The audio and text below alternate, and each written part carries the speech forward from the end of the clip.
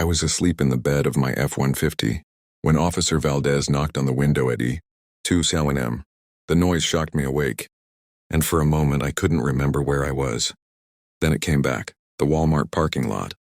Tuesday night, or maybe Wednesday morning. When you're homeless, the days blend together. He asked for my license and registration, while shining a flashlight through the fogged-up glass. I could see my breath in the cold Arizona desert air as I searched for my wallet. My back hurt from sleeping on the metal truck bed with only a sleeping bag and an old blanket. This was life at 49, me, Dale Hutchinson, once a successful business owner, now trying to avoid police and parking tickets I couldn't afford. I handed him my documents, thinking it was just another citation, third or maybe fourth this week. Officer Valdez looked young, maybe mid-30s, with kind eyes that seemed almost sorry for waking me. He went back to his patrol car, typing on his computer. All normal. I'd dealt with this routine before, but then something changed. I saw him lean in closer to his screen. He typed again, waited, and suddenly straightened up. Even from far away, I could see his whole attitude shift. He spoke urgently into his radio. When he walked back toward me, his hand was resting on his gun. "Mr. Hutchinson, I need you to step out of the vehicle, slowly," he said. His voice had become sharp and serious. "Keep your hands where I can see them." My heart pounded. "Officer, what's going on?" "It's just a parking ticket. I'll move the truck." "Sir, please step out." His flashlight was no longer on my face, it was pointed at my chest. Following every move, I climbed out with stiff joints, raising my hands a little. "What's happening?" He looked at me with a mix of fear and confusion, like he had uncovered something far bigger than he expected. "When I ran your license, something came up," he said. "There's a federal flag on your file from 1987. 1987? I repeated. I was 17. He turned his screen so I could see. In bright red letters it said, "Federal flag, Homeland Security notification required. Subject of interest. File date August 15, 1987. Homeland Security wants your exact location," he added. "They're sending someone. Sir, please sit on the curb and don't move." My hands shook as I looked at that screen. The date hit me. August 15, 1987, the day my Uncle Roy died in that car crash. The same uncle who left me his old Chevy, the truck I used to start my landscaping business. He had always been secretive about his job, joking about government paperwork instead of giving real answers. As I sat on the cold curb, watching Valdez walk back and forth nervously, one thought filled my mind. What had Uncle Roy been involved in? And why did my ex-friend Gordon Pwitt look so pleased years ago when he found out I was related to Roy? I remembered him whispering to his son, "Roy Hutchinson's nephew." That explains everything. 20 minutes later, a black Suburban with government plates quietly rolled into the Walmart parking lot. No lights, no sirens, just a calm, controlled arrival that somehow felt more threatening than any dramatic entrance. A woman stepped out. Tall, serious, dressed in a dark suit even at 2 in the morning. Her badge shone under the streetlight as she approached. "Dale Hutchinson?" she asked, even though she already knew exactly who I was. "Son of Leonard Hutchinson. Nephew of Roy Hutchinson." "Yes, ma'am," I said. She looked me over, this tired, unshaven middle-aged man who had been sleeping in the back of his truck, and something in her eyes softened. "Just a little." "Mr. Hutchinson," she said quietly, "we've been trying to locate you for a very long time. Your uncle left something behind before he died, something important to the country. And I believe the reason you're out here tonight homeless is connected to what he discovered 37 years ago." She pulled out a tablet, scrolled through a few screens, and turned it toward me. It was a photo of Uncle Roy in a military uniform, standing with a group of men I didn't recognize. But behind them, faded, almost hidden, was someone I did recognize immediately. A much younger Gordon Pwitt. Agent Consincade watched my face. "Your former father-in-law is not just a retired banker, Mr. Hutchinson, and your uncle did not die in an accident. The federal flag on your record was put there to protect you, to warn us if someone tried to damage your life the way they damaged his." She paused. "That warning came almost 4 decades too late. But it came." My whole body went cold. Suddenly, everything made sense. Gordon's strange anger when he learned about my uncle, the steady collapse of my business, his constant pressure on my wife to distance herself from me.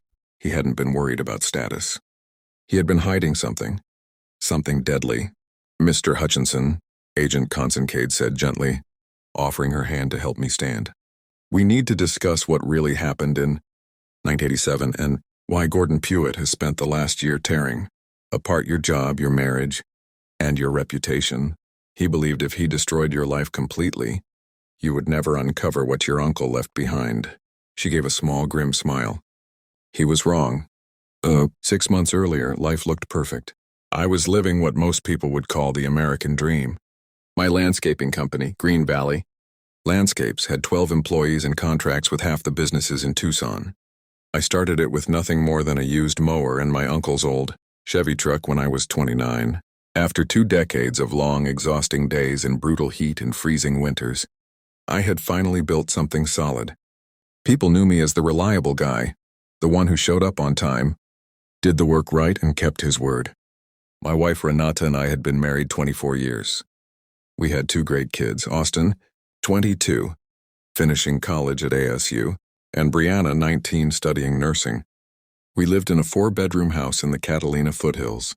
The classic white stucco, red tile roof Arizona home that showed we'd made it, but there was always a crack in the picture. From the beginning, Renata's father, Gordon Pewitt, made it obvious he didn't approve of me. When she introduced me at their country club years ago, he shook my hand, glanced at my rough, calloused palms, and I could see the judgment in his eyes. A landscaper, not good enough for his daughter. Gordon came from old Scottsdale money, the kind of man who wore golf shirts that cost more than my workers earned in a day. Gordon had spent 30 years as a senior vice president at Desert Financial Bank, moving millions around like they were nothing. Men like him dealt with numbers. Men like me dealt with dirt, sweat, and long days in the sun. His wife Marlene wasn't any better. She had a polished smile and a talent for reminding Renata of what she could have had. Dr. Brennan's son just bought a house in Paradise Valley, she'd say at dinner, passing the vegetables like she was starring in a commercial. 8,000 square feet. His cardiology practice is doing wonderfully. Remember when he took you to prom, Renata? I learned to block their voices out, cutting my steak while Gordon talked about stocks, the market, and why he always knew best. Across the table, Renata's younger brother, Travis, usually smirked. He had inherited his father's confidence and his father's entire real estate development company. No sweat, no struggle, no calluses. Austin, my son, would always jump in to defend me. My dad built something from nothing, he'd say. He employs 12 people. He's a job creator. Gordon would swirl his wine and answer, anyone can cut grass, Austin. Real success takes vision. Your father works in his business, not on it. There's a limit to what physical labor can get you. But I had my pride. Every lawn I maintained, every hedge I shaped perfectly, every business that trusted my crew, those were earned. Not handed to me by some old money network. Just hard work, sweat, and persistence. Renata used to defend me too, especially in the early years. Daddy, Dale is a good man, she'd say. He takes care of us. Isn't that enough? Gordon never softened. Taking care of a family is one thing, he'd say.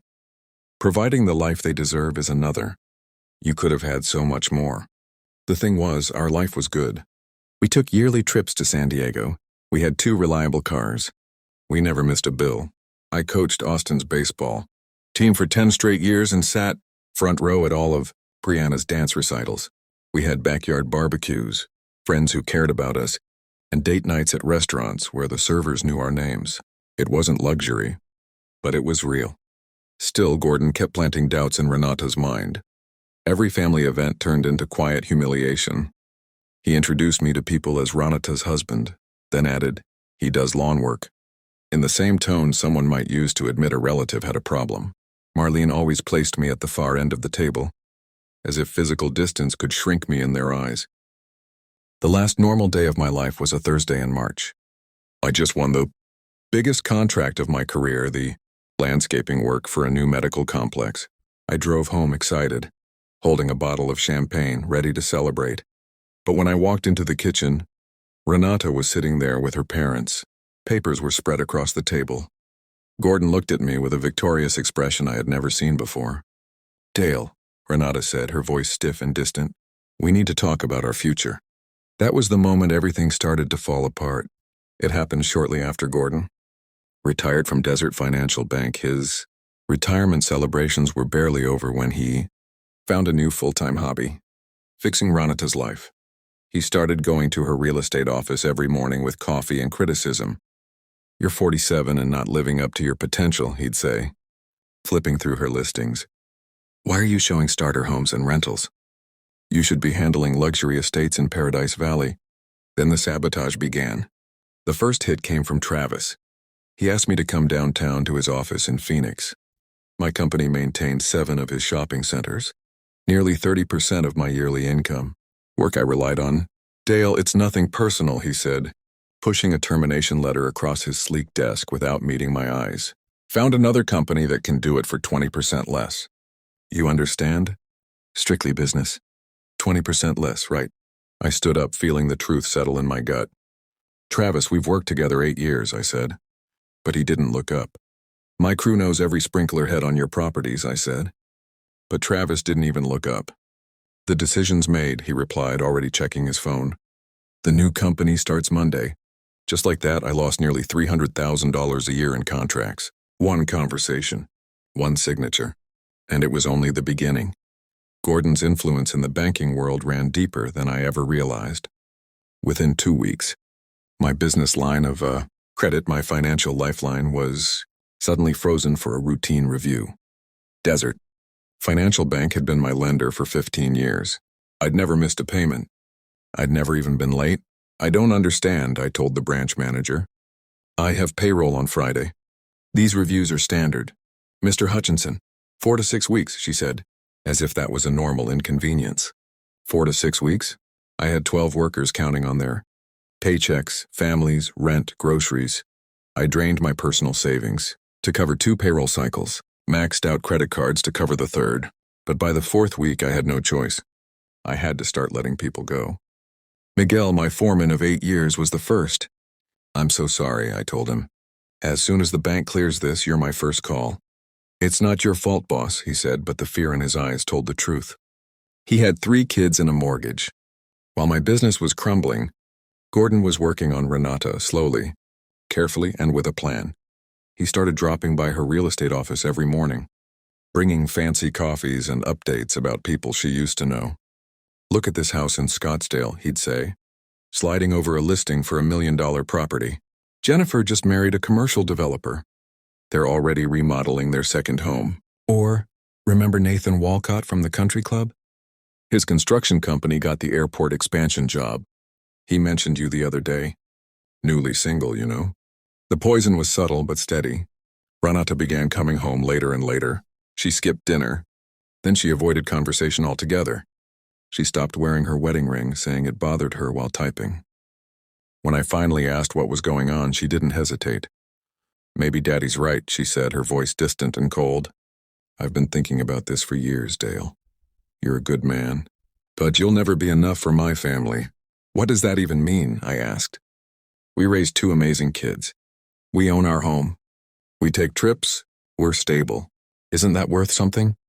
She stared at me with empty eyes. "I want more." Just like that, more. 2 weeks later, divorce papers came in the mail.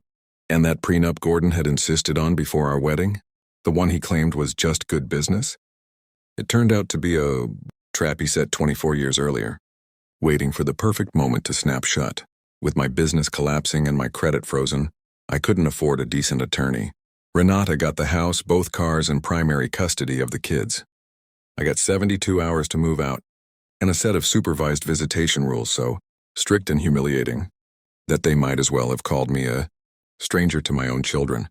And Gordon made sure every part of that process hurt.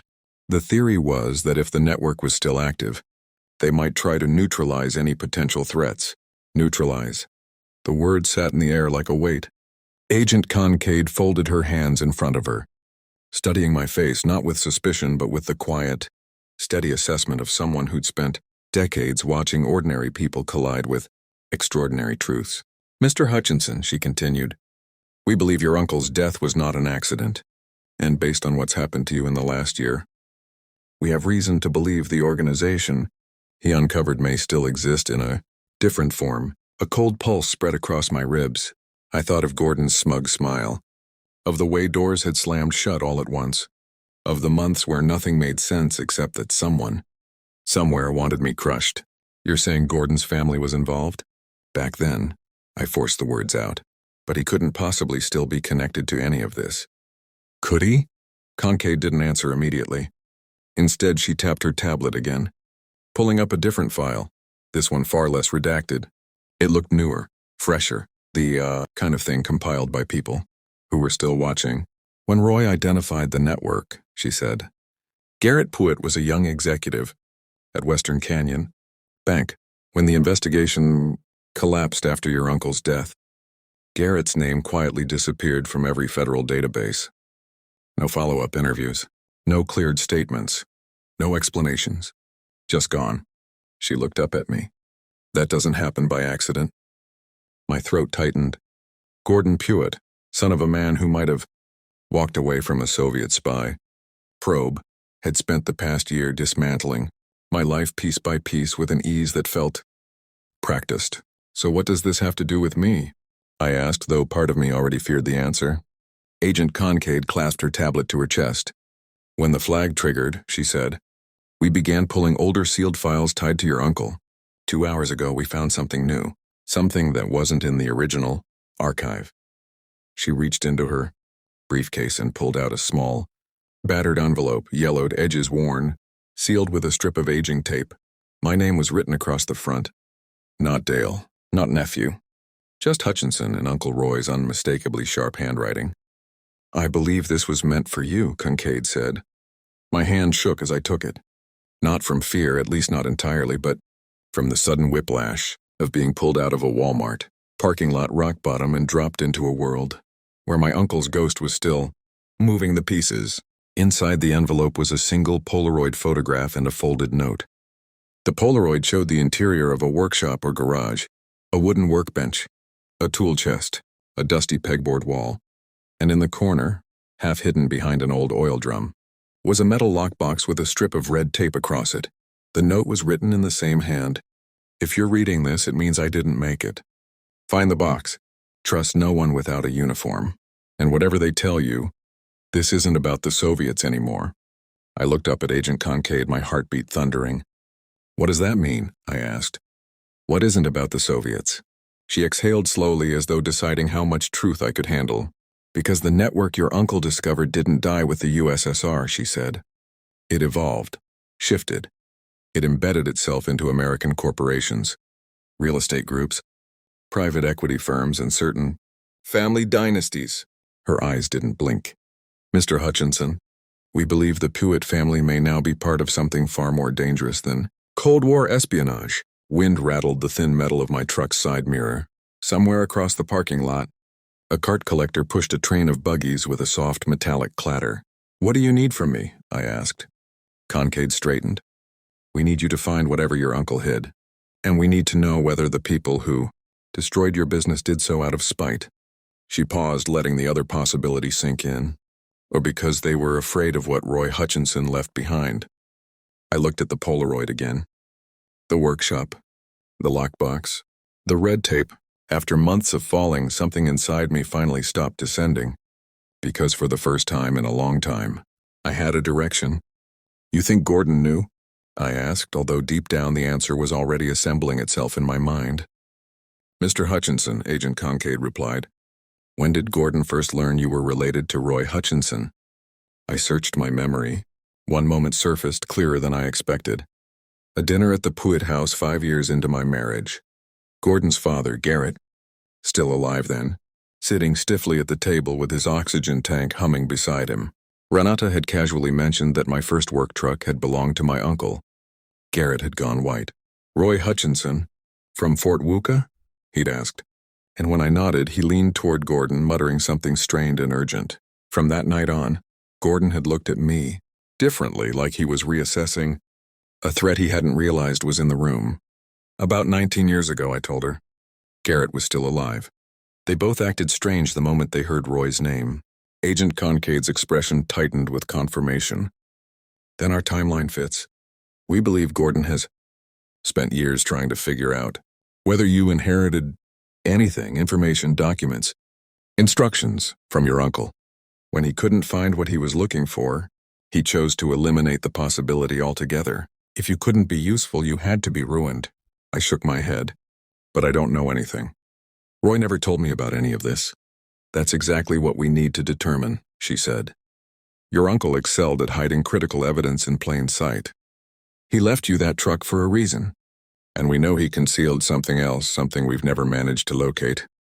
Gordon's sudden, organized attack on your life suggests he thinks you're close to uncovering it, even if you don't realize it yourself. She got to her feet and offered me her hand. Help us find what your uncle left behind. In return, we'll help you reclaim your life. And more importantly, we'll expose what Gordon Pwitt and his family have been protecting for 4 decades. For the first time in half a year, something other than hopelessness stirred inside me, purpose, understanding, and a quiet certainty that Roy had been shielding me long after his death. The next morning, Kincaid and I drove to my father's old house in Phoenix, a modest ranch-style place he still cared for. Meticulously at 74, he'd stored Roy's belongings in the garage, stacked and untouched since the late 80s. Roy was jumpy near the end, Dad murmured as he pulled down the dusty boxes. Kept insisting someone was trailing him, tapping his phone lines. I figured it was job stress. For 3 hours we sifted through uniforms, faded photos, letters from overseas. Then, inside an old steel army locker, Kincaid noticed something odd. The base is too shallow, she said, tapping the metal. A press on one corner released a hidden panel. Beneath it lay a bundle of microfiche, slides, and a leather-bound journal sealed in plastic. Kincaid held one slide toward the light. Even from a few feet away, I could make out rows of numbers, bank records. This is it, she whispered, her usual composure slipping. He kept everything. Transfers, meeting logs, surveillance photos. All of it. She set up a portable microfiche reader on my dad's kitchen table. We crowded around as the images came into focus. The evidence was devastating. Garrett Pwitt wasn't just tangentially involved, he was central, using his authority at Desert Financial Bank. He'd funneled Soviet money through legitimate businesses across the region. Millions quietly routed through accounts to support intelligence operations throughout the Southwest. Agent Kincaid pulled out another microfiche slide and paused before placing it under the lens. You need to see this, she said quietly. When the image came into focus, my stomach tightened. It was a photograph dated 1986, a much younger Gordon, maybe around 30, stood front and center, shaking hands with a man Kincaid identified as Dmitry Vulov, a documented Soviet intelligence operative. In the background, Garrett Pwitt hovered like a proud overseer, watching the exchange with unmistakable approval. The next slide showed Gordon again, this time at a banking conference in Mexico City. He was handing off a briefcase to the very same operative. There was no way to interpret it as coincidence or misunderstanding. Gordon wasn't just trying to protect his father's legacy, Kincaid said. He was part of the machine. When Garrett stepped back, Gordon modernized their entire operation. They transitioned from Cold War intelligence work to laundering money for post-Soviet power brokers. Then she opened the leather journal. My uncle's handwriting filled the pages, tight lettering, careful observations, dates, locations. A lifetime of watching the Pwitt family from the shadows. One entry from July 1987 hit me like a blow. They've realized I'm onto them. Garrett called my commanding officer, trying to force a reassignment. I've copied everything and hidden the duplicates. If they succeed in silencing me, my nephew Dale will inherit more than a truck. The truth will find its way out eventually, even if it takes a generation. Agent. Kincaid closed the journal with a soft thud and immediately reached for her phone. If Gordon dismantled your life piece by piece, it means the network is still alive. We can't waste time. Within 4 hours, federal teams had warrants for Gordon's homes, offices, and financial archives. I sat in Kincaid's SUV as the raid on his Scottsdale estate unfolded. Agents swarming the property. Command vehicles lining the street. Gordon emerged in handcuffs, stunned, crimson with fury. When he spotted me in the passenger seat, his expression twisted. You knew, he shouted as they loaded him into a federal cruiser. You knew all along. No, I said, stepping slightly forward. I knew nothing. You destroyed me because you were afraid of a secret I didn't even know existed. You set your own trap. And the dominoes began to fall. Travis's real estate venture, built on laundered funds. Desert Financial's leadership, compromised at multiple levels. 40 years of corruption collapsed in a matter of weeks. Investigators uncovered more than $300 million scattered through shell companies, hidden properties and offshore accounts, an empire stretching from Arizona to Moscow. As the FBI carried out armloads of boxes from Gordon's home, my phone buzzed. It was Austin. "Dad, what's going on?" "Mom's freaking out. Agents are all over Grandpa's house. The news is talking about Russian money laundering, and they're saying your name." "I'm not involved, not the way they're implying," I told him. "Your grandfather has been hiding something monstrous for decades, and when he thought I might expose it, he tore everything apart." I heard voices shifting in the background. Then Renata came on the line, her voice trembling. "Dale, I had no idea. I swear I didn't know. My father kept saying you were dragging me down, that you weren't worthy of the family." Her breath hitched, but none of it was true, was it? "He wasn't afraid of losing me, he was afraid of you." "Not of me, Renata," I said softly. "He was afraid of the truth." "Of the truth my uncle left behind," I finished, my voice barely steady. Renata's sobs deepened, raw, trembling, the kind of heartbreak I'd only seen once before, back when her mother was fighting cancer. "I threw our marriage away for a lie," she said. "I let him twist everything, Dale. Everything we built together was real, and I destroyed it, chasing his approval." Before I could answer, Agent Concade gently tapped my shoulder and angled her tablet toward me. The latest update flashed across the screen.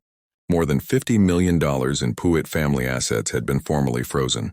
The empire that had overshadowed my life for decades, built on secrets, fear and stolen money, collapsed in less than 24 hours. The consequences came swiftly. Gordon Puit received 15 years in federal prison for financial crimes, stretching back nearly half a century. The judge called it one of the most extensive laundering networks ever exposed in the Southwest. Travis didn't escape either, 5 years behind. Bars and every one of his real estate licenses revoked across multiple states. Marlene, though legally uninvolved, couldn't bear the public disgrace. She left Arizona altogether, retreating to her sister's home in Maine. She never contacted me again, not even with a message of regret or acknowledgement. Desert Financial Bank was hammered, with $90 million in penalties, and placed under federal supervision. 23 executives were indicted. National news outlets ran the story for weeks, calling it the Puit Network and drawing diagrams on evening broadcasts connecting Phoenix to Moscow, tracing illicit funds like veins through the desert. Then came the part I never expected. The government offered me a substantial reward for recovering the microfiche and journal, $2 million up front, plus another $1 million pulled from seized Puit assets as restitution for the calculated destruction of my livelihood. And yes, the money mattered. But what hit deeper was the vindication, the quiet, overwhelming knowledge that every sneer, every belittling comment, every dinner where Gordon treated me like a weed clinging to the edge of his perfect lawn, all of it was built on a lie he was terrified I might uncover. The man who called me dirt under his fingernails was marched off in chains. I used the reward to rebuild Green Valley landscapes from the ground up. This time, though, I didn't do it alone. I brought Miguel and the old crew back, giving each of them a share in the business. Our trucks are newer now, our contracts larger, and not a single one depends on the favor or threat of the Puit family. Even the medical complex that dropped us during Gordon's smear campaign called me again.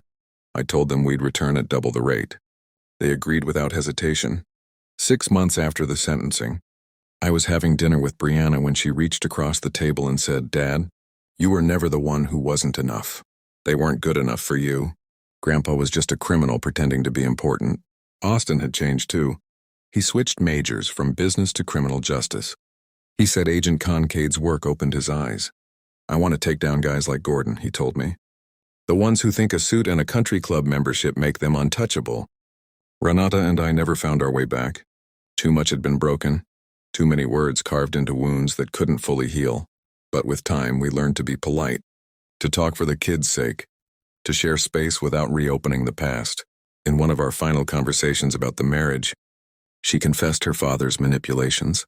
"He fed me lies," she said quietly, "little bits at a time. He made me believe I deserved something more, when I already had everything that mattered. I threw away real love for something shiny and worthless." She sold the house and moved into a modest apartment in Tempe. Without her father's connections, she had to start her real estate career again from scratch. Last I heard, she'd shifted her focus, helping first-time buyers instead of chasing luxury estates that had never truly made her happy. And surprisingly, Officer Ramon Valdez, the man whose routine stop had unraveled an entire criminal network, became a close friend. Once a month, we grabbed beers at a little sports bar downtown. One evening, he shook his head and laughed into his glass. "You know, Mr. Hutchinson, that night I pulled you over, I almost skipped running your license. Something told me to double-check. Maybe it was instinct. Maybe it was something I couldn't name. Part of me likes to believe it was Uncle Roy, some small echo of him still watching from the edges of my life. I'll never know for certain. But I like the idea that he waited nearly 4 decades for the moment when the truth could finally step out of the shadows. He'd died protecting this country from enemies who blended in with the rest of us, hiding behind polite smiles and clean shirts. 37 years later, his nephew finished what he started. I still drive trucks. I still work with my hands. I still come home covered in honest dirt. But now I understand what really happened. Gordon Puitt didn't try to ruin me because I was beneath him. He tried to ruin me because deep down, he feared I was the one man capable of exposing everything he'd built on lies. The landscaper he sneered at for playing in the dirt had been sitting on top of the kind of truth that could topple empires. My story isn't driven by revenge, and it isn't entirely about justice either. It's about the way truth waits, quiet, patient, until the moment it can no longer be buried. It's about how secrets in the desert always find a way to rise, and how the people who insist you're not good enough are often terrified that you're better than they'll ever be in the ways that matter. Men like us, the ones who lift, sweat, build, repair, we're the spine of this country. And sometimes, without even meaning to, we're the ones who end up cleaning the rot out of places no one else is willing to look. If this story meant something to you, hit that like button and share it with someone who needs a reminder that their worth isn't defined by someone else's blindness.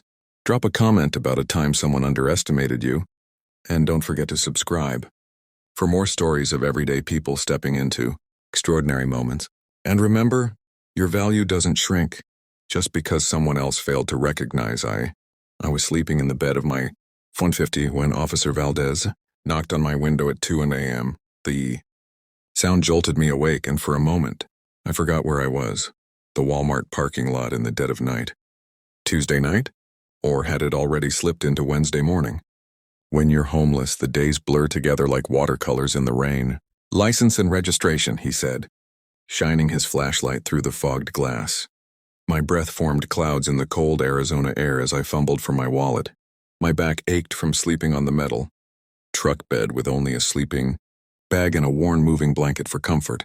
This was my life now at 49. Dale Hutchinson, once a successful business owner, reduced to dodging police and parking violations. I handed him my documents, expecting just another ticket I couldn't afford. The 3rd this week. Maybe the 4th. Officer Valdez looked young, maybe 35, with kind eyes that held a hint of apology for waking me.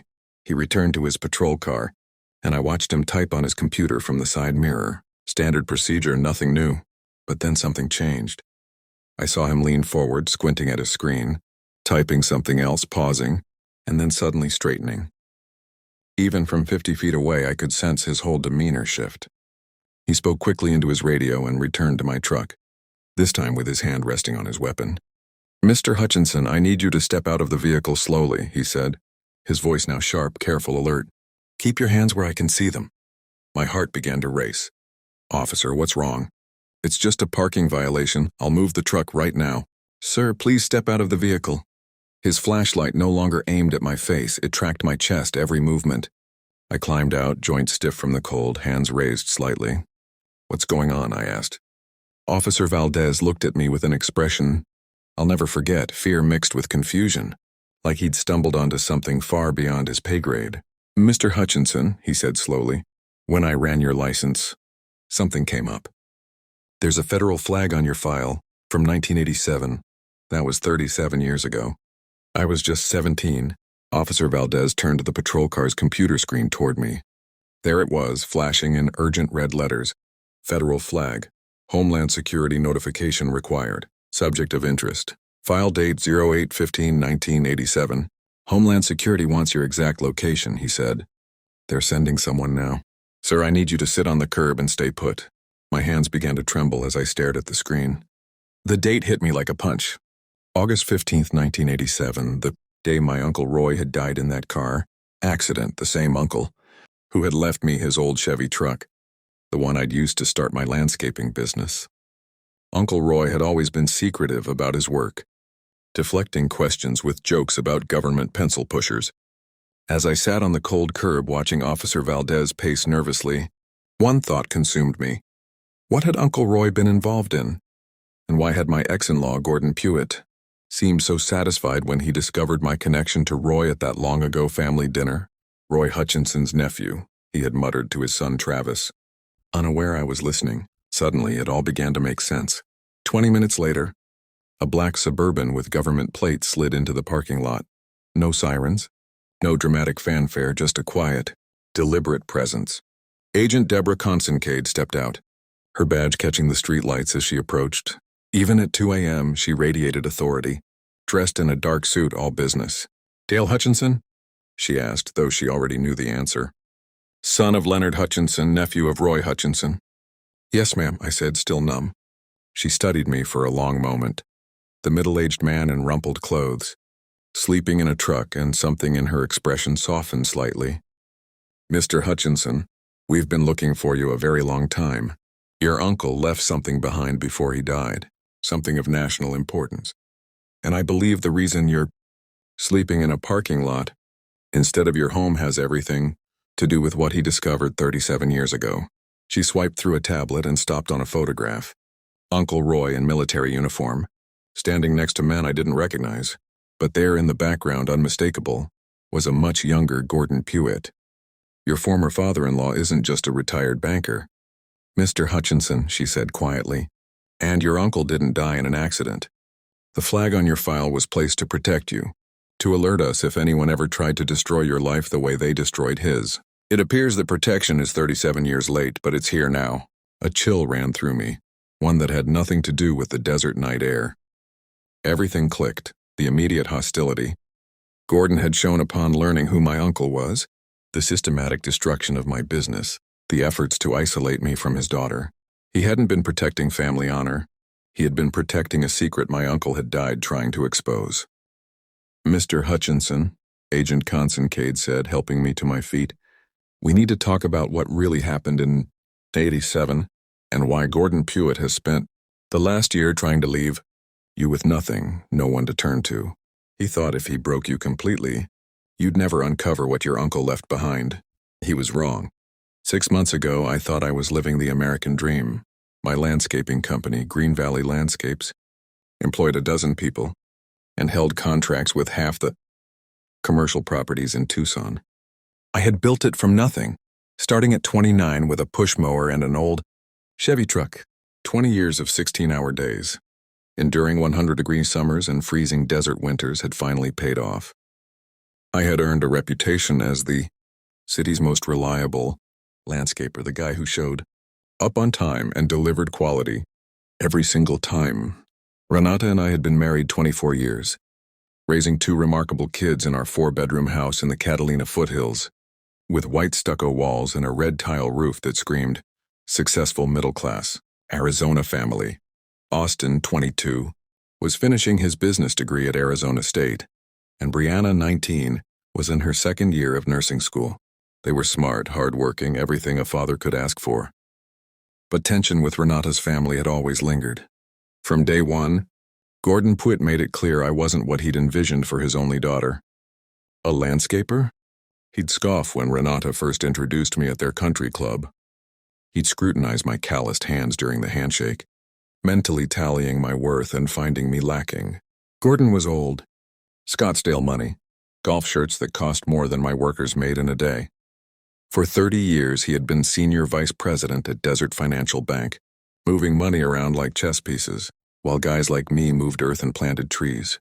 His wife Marlene was worse in her own way, always wearing that practiced, fake smile and subtly reminding Renata what she could have had. Dr. Brennan's son just bought a house in Paradise Valley.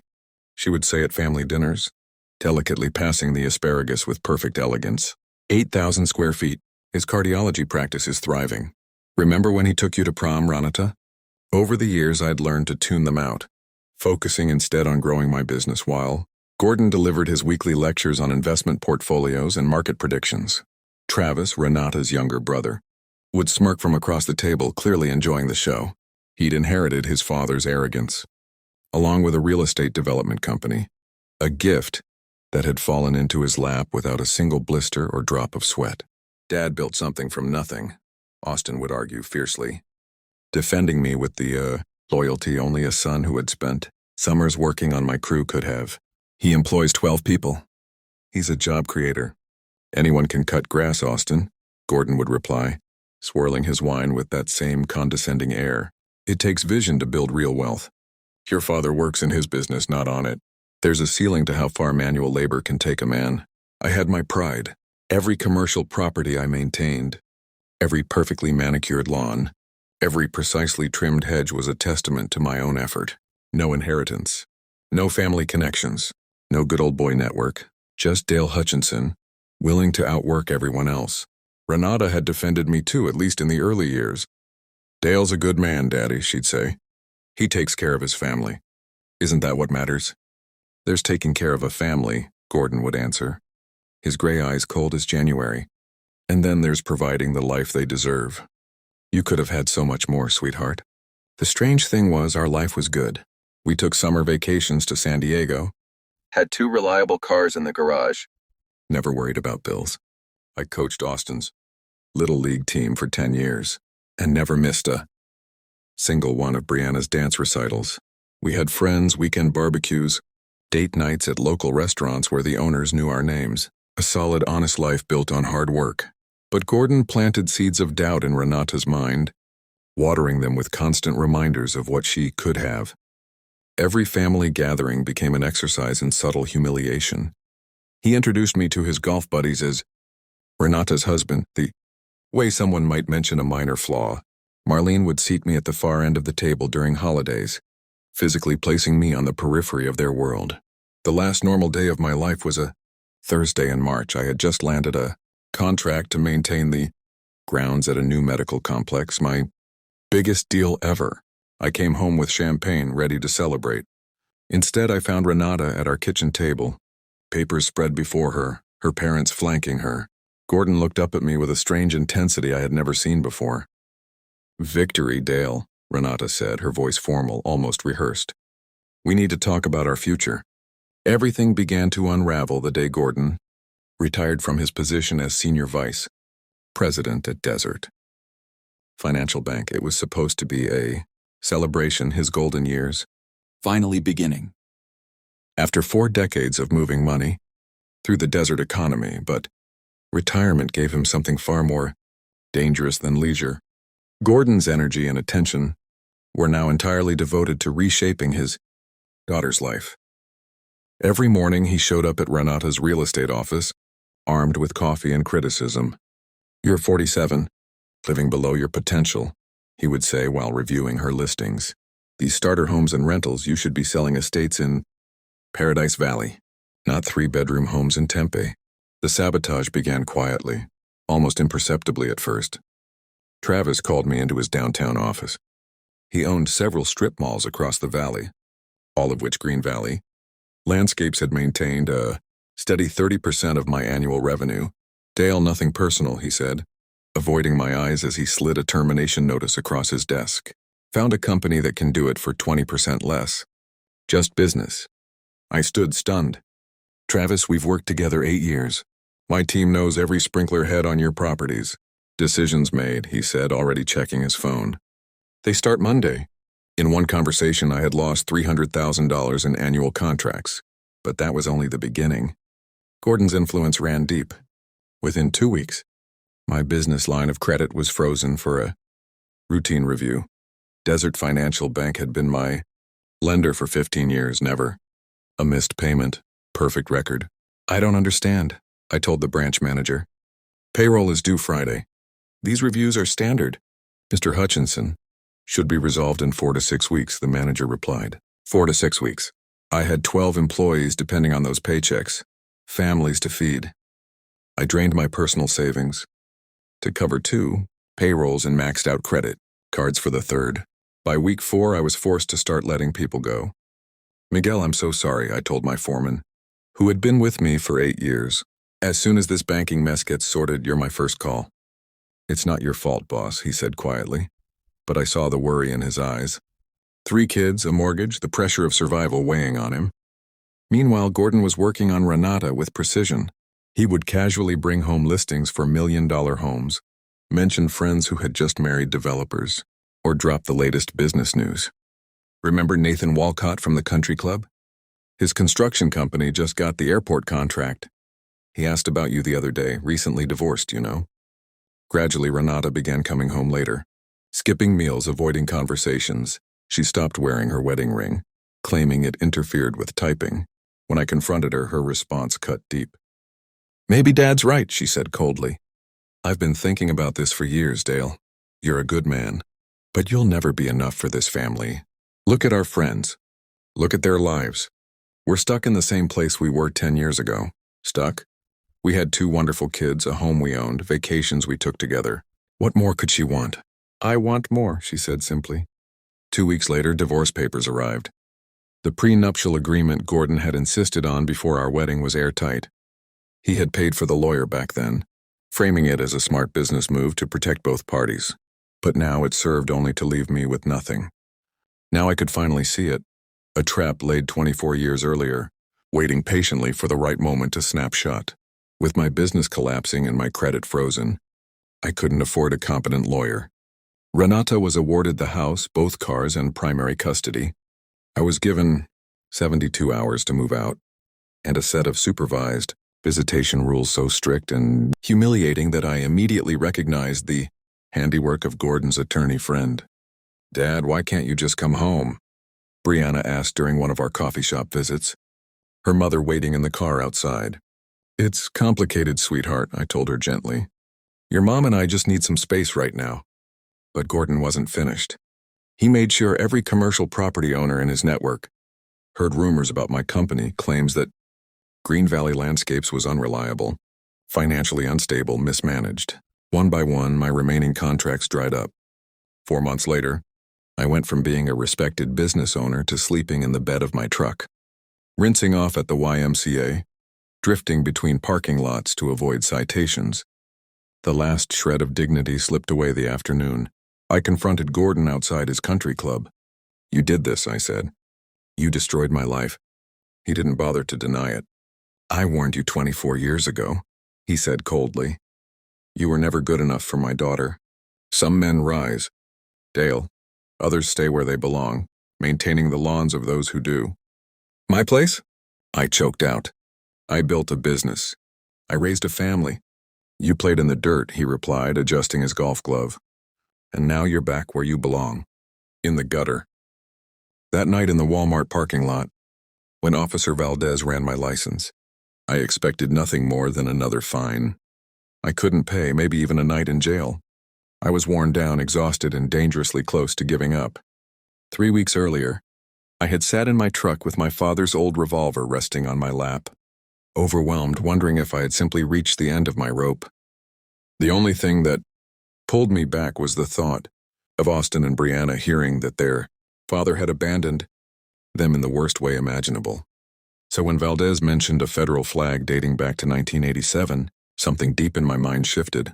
A memory long buried began to surface, like a key turning in a lock that hadn't moved in decades. 987?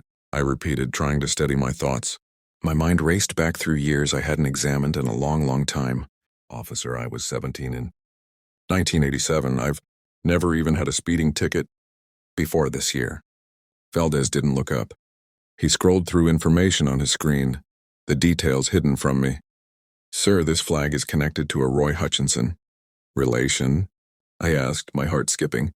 My Uncle Roy, I said slowly, the words hitting me like ice water. He had died in August 1987, leaving me his beat-up Chevy truck, the same truck I had used to start my landscaping business. Uncle Roy had always been secretive about his work. brushing off my questions with vague comments about serving his country in ways most people would never understand. He was my uncle, I murmured, feeling pieces of a puzzle I didn't even know existed starting to click into place. Died in a car accident that year. Single vehicle, hit a tree on a straight road. Mr. Hutchinson, I need to make a call, Valdez said, stepping away from the truck but keeping me in sight. I watched him speak urgently into his phone, one hand gesturing as he explained something with a mix of concern and precision. 20 minutes later, a black Suburban rolled into the parking lot. Agent Deborah Concade stepped out. Nothing like the federal agents you see in movies. No overbearing intensity. No theatrics. She was calm, measured, and treated me with a respect I didn't feel I deserved. Dale Hutchinson. I'm Agent Concade with Homeland Security. We've been looking for Roy Hutchinson's next of kin for 37 years. She pulled out a tablet, entering passwords and navigating secured screens with practiced ease. Your uncle wasn't just involved in military intelligence. Mr. Hutchinson. He was part of a classified operation that uncovered a major Soviet spy ring operating through American financial institutions in the 1980s. Soviet spies? In Arizona? I whispered. Not just Arizona, she corrected. Nationwide. They were using banks to launder money and steal financial intelligence. Your uncle identified the network and documented everything. He was 2 days away from testifying before a federal grand jury when he died in that accident. She handed me the tablet, scrolling through declassified documents with heavy redactions. But what remained visible made my blood run cold. Photographs of bank executives meeting with known Soviet operatives, financial records showing suspicious transfers, and a list of suspected but never proven collaborators. One name jumped off the screen. It was a name I would never forget. Garrett Pewitt, Agent Concade said, her voice steady. Gordon's father. Your uncle died before he could testify. But he was smart. He knew they might come after him, so he hid the evidence somewhere. The flag on your file was meant to alert us if any of his family ever appeared in the system, especially if they were in danger. The idea was that if the network was still active, they might try to neutralize potential threats. You think Gordon knew about this? I asked, though I already feared the answer. Mr. Hutchinson, she said, leaning slightly closer. When did Gordon Pewitt first learn you were Roy Hutchinson's nephew? I thought back years ago to a dinner party 5 years into our marriage. Garrett Pewitt, Gordon's father, was still alive then in his 80s. When Renata mentioned that my uncle had left me my first truck, Garrett went pale. Roy Hutchinson from Fort Wooka? He asked, his voice almost a whisper. When I confirmed it, he leaned toward Gordon and murmured something urgently. From that moment, Gordon looked at me differently, careful, calculating. About 19 years ago, I said, his father was still alive. They both acted strange when they found out. Agent Concade nodded slowly, as if that confirmed everything. We believe Gordon spent years trying to discover what you might know, or what Roy could have left you. When he found nothing, he decided to destroy you instead, ensuring you'd never be in a position to uncover anything. But I don't know anything, I said, frustration and helplessness rising in my chest. Uncle Roy never told me about any of this. That's exactly what we need to find out, she said firmly, her eyes locking on mine. And now, Dale, we have a chance to piece it together.